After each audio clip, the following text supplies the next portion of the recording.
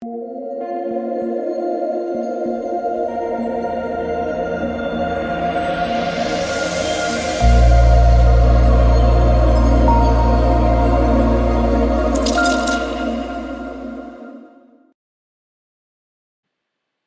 what's going on, guys? It's DK.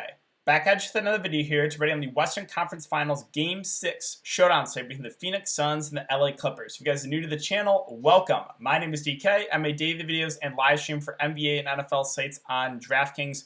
Also make videos for PGA Daily Fantasy Sports and NBA Top Shot. If you're interested in PGA Daily Fantasy Sports, I have a video already up for the Rocket Mortgage Classic, which starts on Thursday. If you're unable to watch these YouTube videos, I also upload an Apple Podcast. Link in the description below. It's called the DKDFS Show. And if you could leave a 5-star rating and review, guys, that would help me out a lot. If you're interested in signing up for premium content off of that on Patreon.com, an esports package, it includes Call of Duty and CSGO, as well as an NBA package. Now, if you sign up for the NBA package, you'll get those the PGA golfer data sheets for free that I use every single week in my videos. And I do want to thank Prize Picks for sponsoring this episode. So, if you guys are not familiar with Prize Picks, there's a couple different ways you can play here. Number one is straight up, you just take over/under on fantasy points. So, Prize Picks will post players and the projected fantasy scores, and you either take the over or the under. So, Paul George projected for 54.5 fantasy points. Again, do you like the under? Do you like the over?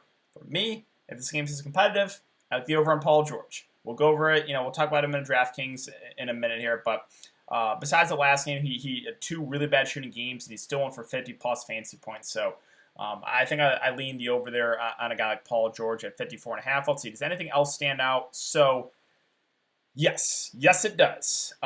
Nick Batum at 13, Marcus Morris 20.5. If Ivica Zubac is not available to play, I like the over in those. Now, we saw a situation where Trae Young got ruled out tonight, and I made a video on Prize Picks. It's like, hey, I think the biggest edge is you have notifications on for Fantasy Labs. You get that if there's an injury, you get a notification. You see Trae Young is out. I said immediately, I'm like, hey, immediately you take the over on all those Hawks secondary options. You take the over, right? Lou Williams, it was, I would say, about a 5-minute span, maybe a little bit less, but Lou Williams was at 10 fantasy points. Obviously, that went over. Bogdanovich, Herter, they were at 20, right? All the Hawks were way lower than they should be for a few minutes. So you have to hop in it really quick when you see that. So monitor Ivica Zubac. If we get news, again, right away that if you get news that he's out, you got to hop on a Prize Picks and take the over on Batum, take the over on Marcus Morris, because those guys are going to play big minutes if Zubac can't go. So, and then finally, they also have single stat daily fantasy sports where you, again, take the over/under on points, straight up of points, assists, rebounders, 3-pointers made. So if you guys want to try it out, you can sign up. You just go DKDFS. DKDFS, all one word, link down below. You get a 100% match up to $100. Basically, you put $100 in, you get a free $100 to play with. And again, they have every single sport you can think of. You can also mix and match sports. So before we get in the video, I just want to give you guys a special shout out again for coming in every single day and checking out these videos, checking out the live streams. We had almost 200 concurrent viewers and just the shorter, showdown live streams. But thank you to everyone coming to check those out. If you guys do enjoy this content, if you could, leave a like button on the video, subscribe if you haven't already, and hit the notification bell so you don't upload videos and you don't go live. As always, I will be live tomorrow, so make sure to check it out. And let's try to aim for 100 likes on this video. All right, so before we hop in and talk about this showdown slate, we got to look back at the showdown slate tonight. And tonight, it went really, really well for myself and a lot of you, because I was hammering home once we got news that Lou Williams was starting. I am not only playing Lou Williams, which I thought was obvious. I was like, I think you play him, and I think you play him in the captain spot. And that's what I did, and that's what a lot of you guys did, and we shared a massive takedown. So, again, nothing crazy for me, monetary-wise. Again, I've been really, playing lighter just on these showdown slates because there's a lot of variance involved. But this was just a $20 entry. Again, that's I've just been playing those big tournaments. The $20 entry, $150K to first. And I took down. So, Lou Williams in the captain with Giannis, unfortunately. I wasn't watching that game, but what is it? Hyperextended knee. That is not good, right? That is hoping he can come back. I'm guessing he can't come back in this series, though. But, yeah, that is really, really unfortunate.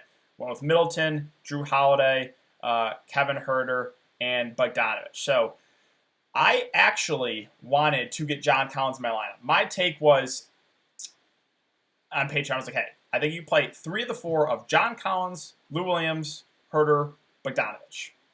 And full disclosure, I actually had John Collins as a core play, but I didn't have a ton of time to mess with roster construction because, the Trae Young news came out right before I was getting out of live stream. And then, I was going over to some Patreon. I was like, hey, I'm messing with my build, because that was the only time I really could mess with my lineup before lock. And I was like, hey, I can't get anything that I love with John Collins, so I think I'm actually going to fade him because the build I had, because I was going Lou Williams with the captain, that I was 100% going to do. But, messing with builds with John Collins, and it just, like, I couldn't get anything where I felt really good. Like, it was either, like, leaving, like, 3,000 on the table, or, because I wanted to play Middleton, Drew Holiday, then with Giannis, the kind of the team jam in approach. But if I went, like, Collins over Herter and Bogdanovich, then I was left in just a weird spot, like Cam Reddish, who I didn't really want to play, even though I think he did play pretty solid.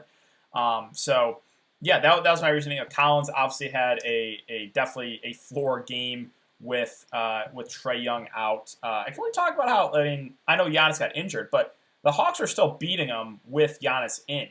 Like, what?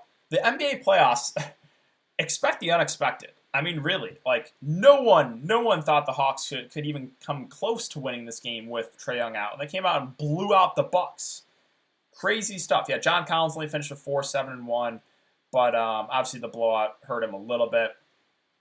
Still a bad game for him. But yeah, all in all, again, great night for myself. Great night for a lot of you. I didn't retweet everyone because so many people. Actually, I tied with a lot of you guys in this tournament. But I just want to say again, congrats to everyone. Love seeing this. Saw some new users take down. It is great seeing you guys win.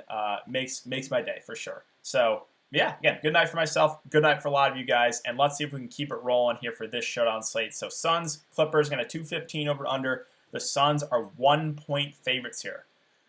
So we'll start off with the Phoenix Suns. And I just got to tilt a little bit. All right, I played Devin Booker. Okay, so don't play Devin Booker here. I play Devin Booker here. I play Devin Booker here. I play Devin Booker here. Don't play Devin Booker here.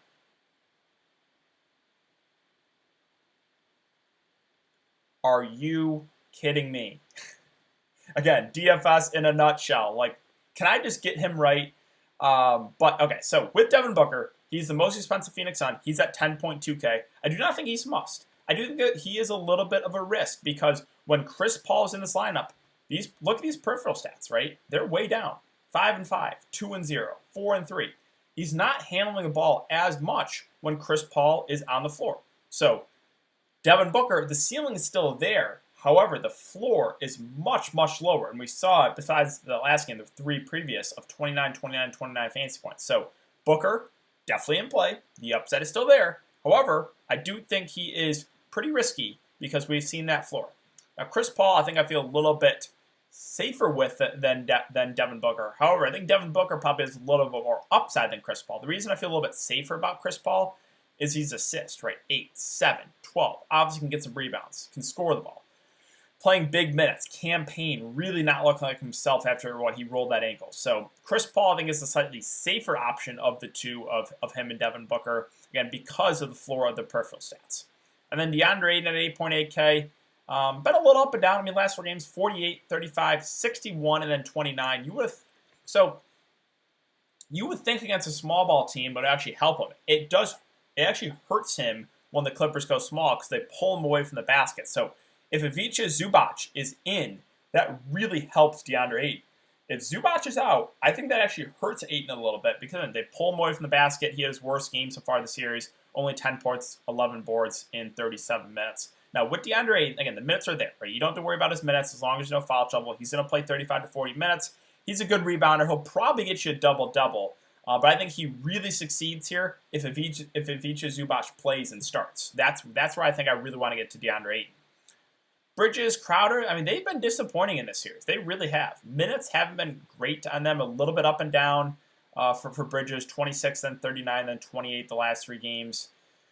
He's a guy that, kind of a 3-and-D guy, I guess. He did have the 13 rebounds in 1 game, but a little bit of an outlier. A good defender, got to knock down those corner threes. That's really where he's going to get a lot of his fantasy production. Obviously, can get some blocks and steals too, but he's just at a price point at 6'6" where it's just more of a contrarian play for me. Like, he still does possess upside. It's just hard for me to prioritize him. Kind of same with Jay Crowder. He's really been disappointing. Minutes, low 30s, I would say, but under 20 fantasy points the last 4 games. Not been shooting the ball well.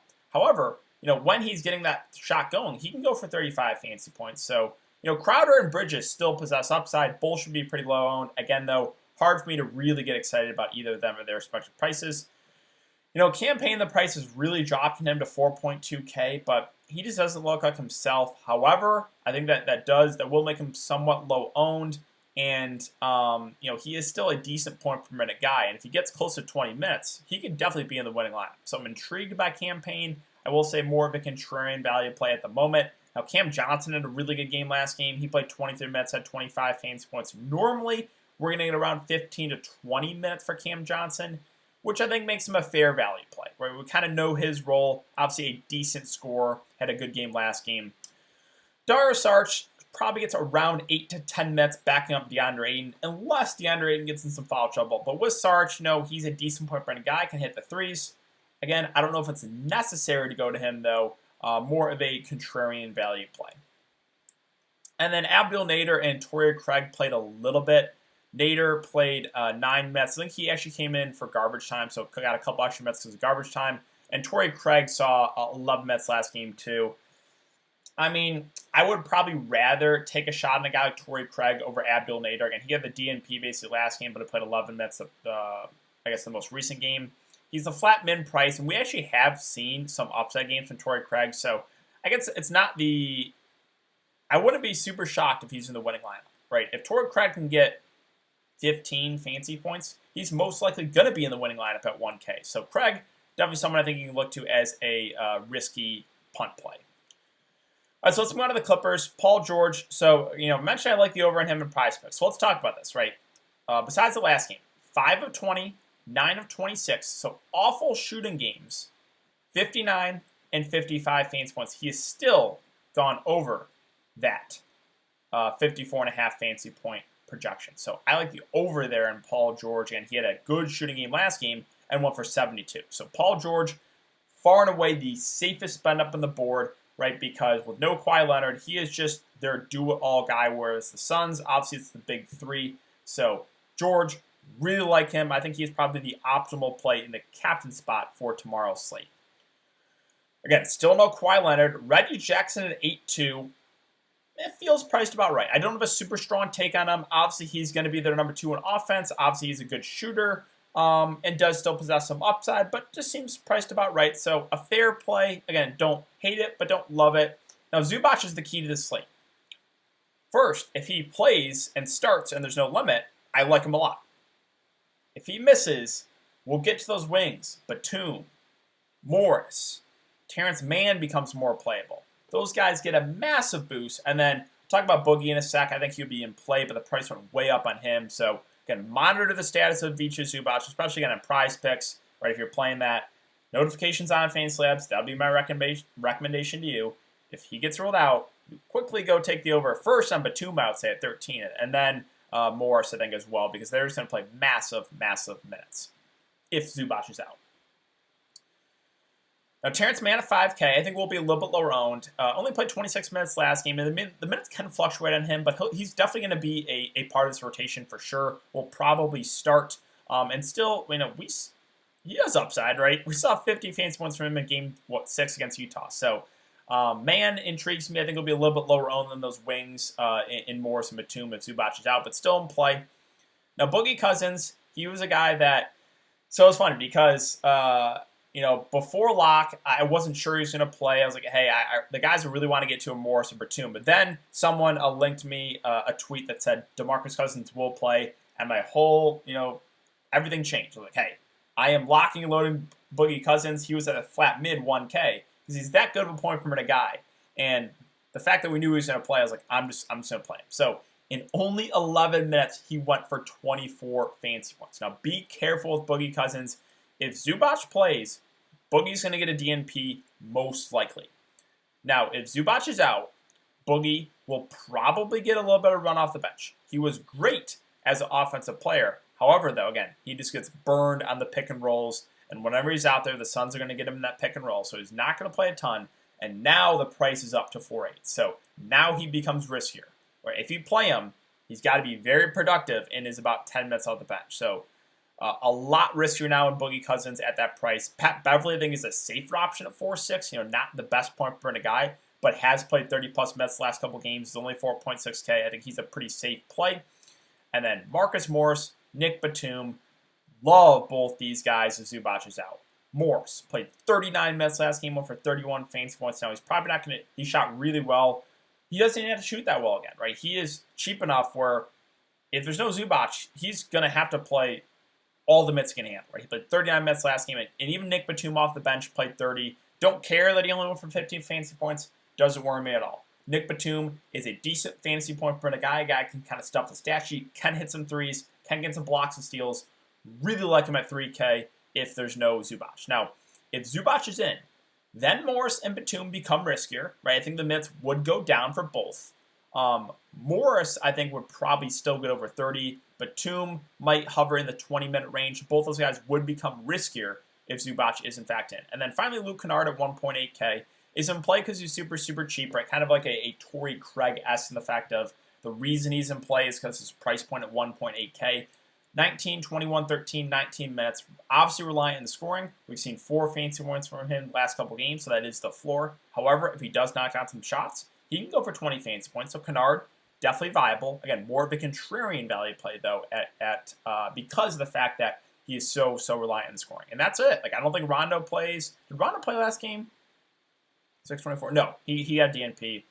And, yeah, that is it. Everyone else just got a couple minutes in garbage time. So that is going to do it for the video today, guys. If you have been enjoying the content so far, I would really appreciate it if you leave a like button on the video, subscribe if you haven't already, and hit the notification bell so you don't upload videos. And you know I'm live. Again, I will be live tomorrow, so make sure to check out the live stream, guys. Very, very important. And the big piece of news we're waiting on is Ivica Zubac. But thanks again. Have a great night, and I'll see you all tomorrow in the live stream.